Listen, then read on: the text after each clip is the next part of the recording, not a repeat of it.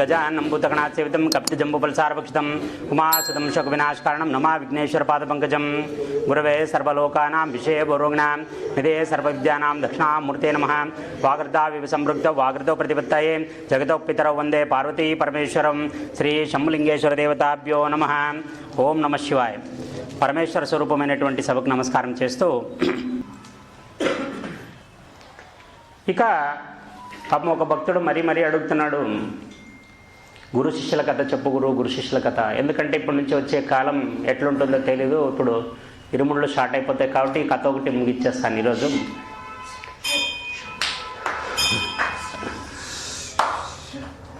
ఒక గురువు వేదధర్ముడు అని ఒక గురువు ఒక ఆశ్రమాన్ని మెయింటైన్ చేస్తుంటాడు. ఆయన దగ్గర కౌత్సుడు అని ఒక శిష్యుడు చేరుతాడు. గురువు సంప్రదాయంలో చాలామంది శిష్యులు వస్తుంటారు పోతుంటారు, మామూలే వాళ్ళు. ఈ కౌత్సుడు అనే విద్యార్థి చాలా యాక్టివ్గా ఉంటాడు. ఆయన చాలా యాక్టివ్గా ఉంటాడు.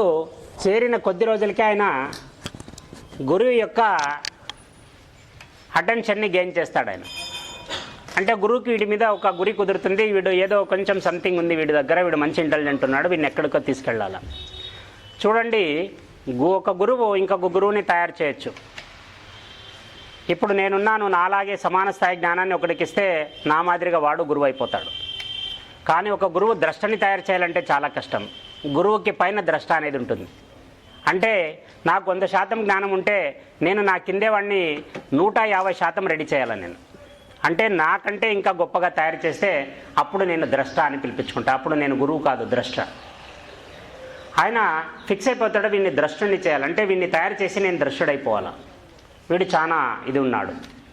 ఇలా కాలగమనంలో అప్పట్లో ఉపనయనం 8 సంవత్సరాలు జరిగేది. ఉపనయనం అయిన తర్వాత తీసుకొని వచ్చి గురుకులాల్లో పాడేసేవాళ్ళు. అప్ టు 16 సంవత్సరాల వరకు 8 సంవత్సరాలు గురువు దగ్గరే ఉండేవాళ్ళు. తల్లిదండ్రితో సంబంధం ఉండేది కాదు. గురువే తల్లి గురువే తండ్రి. రమణ మహర్షి అన్నట్లు ఒక తండ్రిలో తండ్రే ఉంటాడు, ఒక తల్లిలో తల్లే ఉంటుంది, ఒక గురువులో గురువే ఉంటాడు, ఒక దేవుళ్ళో దేవుడే ఉంటాడు, ఒక గురువులో మాత్రం వీళ్ళు ముగ్గురు కలిసి ఒకే దగ్గర ఉంటారు. అలాగా ఈయన కనిపిస్తుంది, ఒక మమకారం పుడుతుంది, వీడికి ఏదో చేయాలా, వీడు బాగున్నాడు, వీడి జ్ఞానవంతుడు అవుతాడు అని. ఇలా ఉన్నప్పుడు 8 సంవత్సరాల కాలం పూర్తయిపోతుంది. వీడు మంచి పాండిత్యాన్ని సంపాదిస్తాడు. అప్పుడు ఎవరికి మనకి కాన్వొకేషన్ అంటారు చూడు, స్నాతకోత్సవం అంటారు. అంటే అంత సర్టిఫికెట్లు అంతా పొందిన తర్వాత, డిగ్రీలు వచ్చిన తర్వాత లాస్ట్ డే అందరూ కలిసి వాళ్ళ దగ్గర నుంచి సర్టిఫికెట్లు తీసుకొని మనం సంతోషంగా వెళ్ళిపోవాలి, ఒకరికొకరు గుడ్ బై చెప్పేసుకొని. ఆ కాన్వొకేషన్ స్నాతకోత్సవం అంటారు. ఆ స్నాతకోత్సవంలో కొడుకు పట్టా తీసుకుంటాడని ఈ కౌత్సుడి యొక్క తల్లిదండ్రులు అక్కడికి వచ్చింటారు ఆ సమారంభాన్ని చూడడానికి.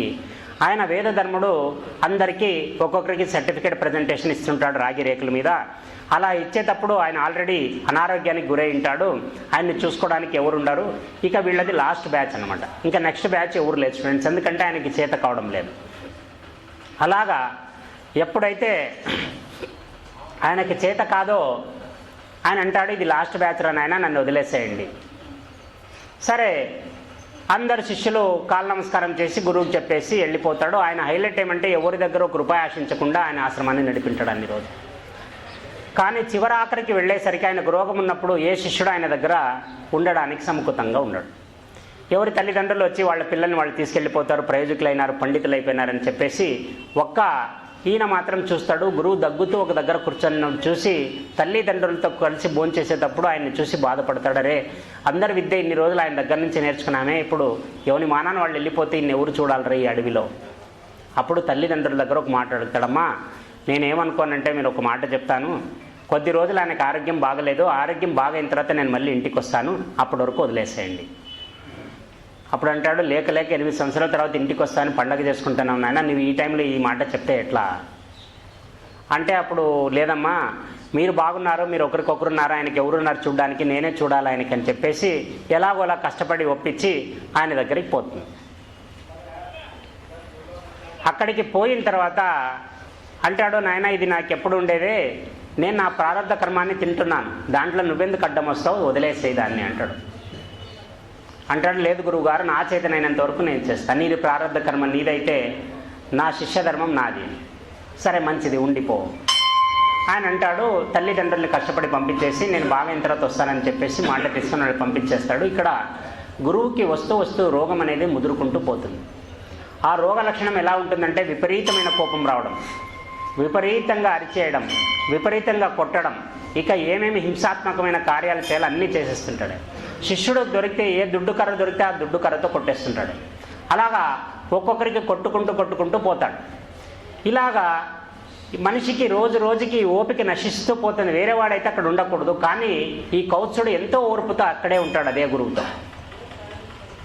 అలాగా ఉండే కాలంలో ఆయనకు అనిపిస్తుంది, ఒకసారి ప్రశాంతంగా కూర్చున్నప్పుడు గురువుకే అనిపిస్తుంది, ఒరేనైనా నేను నిన్ను చాలా బాధ పెడుతున్నాను రా, నీకు ఈ విద్య నేర్పినాను, ఆ పాపానికి పాపం నువ్వు నన్ను రోజు సేవ చేస్తున్నావు, నేను నిన్ను ఎట్లా కొడుతున్నా నాకే అర్థం కాదు, ఒక్కొక్కసారి అంత విపరీతమైన కోపం వచ్చేస్తుంది, నన్ను నేను కంట్రోల్ చేసుకోలేను, అందుకే బాధ అవుతుందిరా నాయన, నువ్వు నా ఎదురుగా ఉంటే నేను బాధపడతాను, తర్వాత నువ్వు వెళ్ళిపో నీ ఊరికి, నా మానేదో నేను ఉంటా. ఆయన అంటాడు, నా ప్రాణం పోయినా పోను, మీరు బాగా అయితే పోతా, లేదంటే పోను. అప్పుడు అంటాడు, గురువుగారు ఇప్పుడు మీరు మనశ్శాంతిగా ఉన్నారు కాబట్టి ఒక మాట ఇప్పుడే చెప్పేస్తాను మీకు, మీరు అంటే కాశీ క్షేత్రానికి తీసుకెళ్తాను. ఇక్కడ చేసే యజ్ఞం 1 వంతు ఫలం ఇస్తే కాశీలో చేసే యజ్ఞం 1,00,000 వంతుల ఫలం ఇస్తుంది. మిమ్మల్ని తీసుకెళ్ళి నేను రోగానికి సంబంధించిన యజ్ఞయాగాలు ఏమైతే ఉన్నాయో అక్కడ కాశీ క్షేత్రంలో చేస్తాను.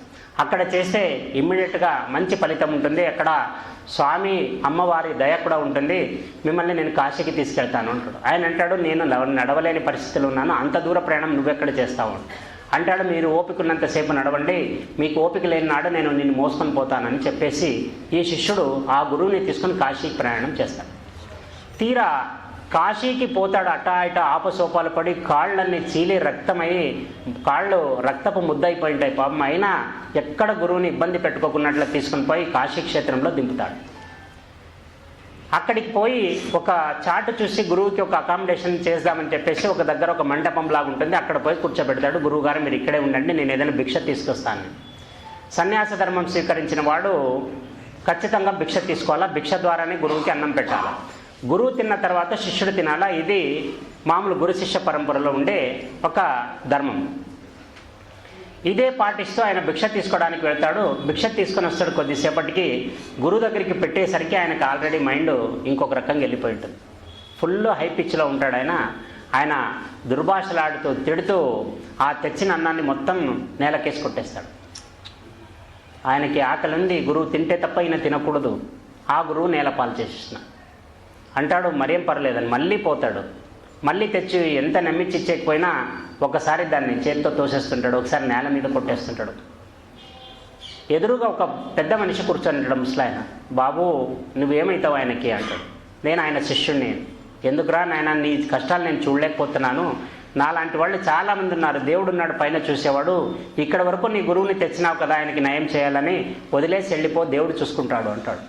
అలా ఎలా వదులుతాము, నేను ఖచ్చితంగా నా గురువు బాగా అయితే ఇక్కడి నుంచి బయలుదేరుతా, లేదంటే నేను ఇంత పాటు ఇక్కడే ఉంటాను, నేను ఉన్నంత వరకు ఉంటా బాబు, అనుభవంతో చెప్తున్నాను, ఇంకా నీ ఇష్టం.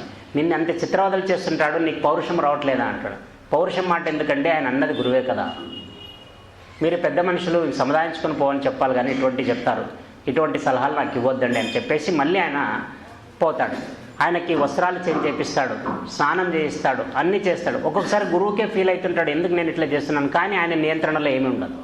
అక్కడ గురువుది సమస్య కాదు, ఇక్కడ శిష్యుడిది సమస్య కాదు, కేవలం కాలమహిమ అంటారు దీన్ని, కాలం ఆడించే ఆట.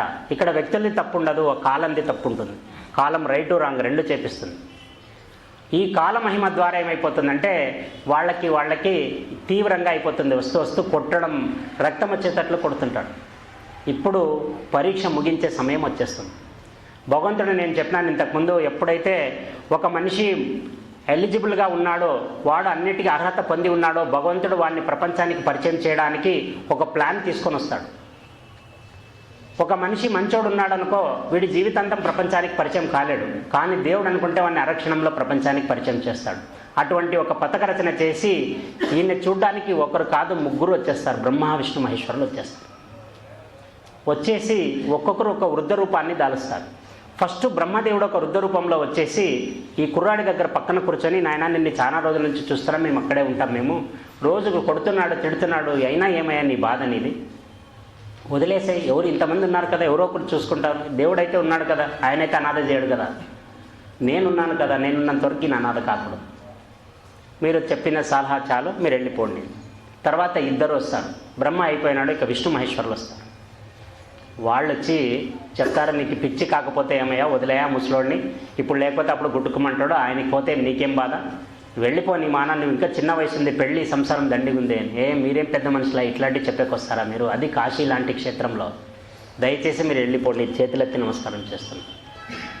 అప్పుడు ముగ్గురు సాక్షిభూతంగా ప్రత్యక్షమైపోతారు. బ్రహ్మ విష్ణు మహేశ్వరులు. ఒక్కసారిగా ఆ పిల్లోనికి ఏం చేయాలో అర్థం కాదు.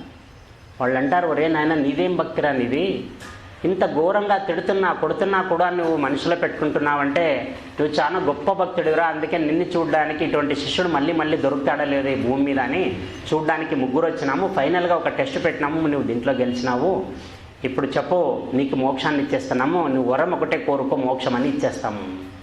ఆయన అంటాడు, నాకు వరం వద్దు, మోక్షం వద్దు, నా గురువుని బాగు చేయండి ఫస్ట్ అంటాడు. ఆయన అంటాడు, అదెంతసేపు, భగవంతులు ఇట్లా అంటే ఆయన రోగరహితుడు అయిపోతాడు, రోగం లేకుండా అయిపోతాడు. ఎప్పుడైతే వేదధర్ముడికి రోగం వెళ్ళిపోతుందో ఎదురుగుండే ముగ్గురిని చూసి ఆయన స్తోత్రాన్ని మొదలు పెడతాడు. స్తోత్రాన్ని మొదలుపెట్టి ముగ్గురిని శ్లాఘించి పాడడం మొదలు పెడతాడు. తర్వాత శిష్యుడికి చెప్తాడు, ఒరే మూర్ఖుడా, ఇంతసేపు ఎందుకున్నావురా, ఫస్ట్ వాళ్ళకి నమస్కారం చేయి అంటాడు. గురువు గారు, ఫస్ట్ మీకు చేస్తా, తర్వాత వాళ్ళకి చేస్తా అంటాడు. అని అంటాడు, నువ్వెంతటి మూర్ఖుడురా, ముగ్గురు త్రిమూర్తులు నీ ముందు నిలబడినారు, వాళ్ళకి చేయకుండా నాకు చేస్తావంటే ఏమరా, నా రోగాన్ని తీసింది కూడా వాళ్లే కదా, నీకు వాళ్ళు దేవుళ్ళు అయిండొచ్చు గురు, నాకు నువ్వు దేవుడు. ఎందుకంటే ఈ సృష్టిలో నేను స్తోత్రం నేర్చుకున్నప్పటి నుంచి బ్రహ్మ విష్ణు మహేశ్వరులు ఉన్నారని పరిచయం చేసిందే నువ్వు, అసలు నువ్వనేదే లేకపోతే వీళ్ళనేది నాకు తెలీదు. ఇది ఈ బ్రహ్మ విష్ణు మహేశ్వరులు వీళ్ళ మాట సంభాషణ విని చాలా సంతోషపడిపోతారు. అరే వీళ్ళ కొట్లాడుకుంటున్నట్టున్నారు మళ్ళీ అని చెప్పేసి, ఒరే నీకే కాదు, నీకు ఈయనకి ఇద్దరికి మోక్షం ఇస్తా, ఈయన్ని ఇప్పుడు తీసుకెళ్తా, నువ్వు బాగా సంసార జీవితాన్ని బాగా ఆనందించి ఫలప్రదమైన జీవితం అంతా అయిపోయిన తర్వాత నువ్వు రా, కైలాసంలో నీకు ఎప్పుడు స్థానం ఉంటుందని చెప్పేసి ఆశీర్వాదం చేసేసి అక్కడి నుంచి అంతర్ధానం అయిపోతారు ఈ మనుషులు. ఇది గురు యొక్క విశిష్టత.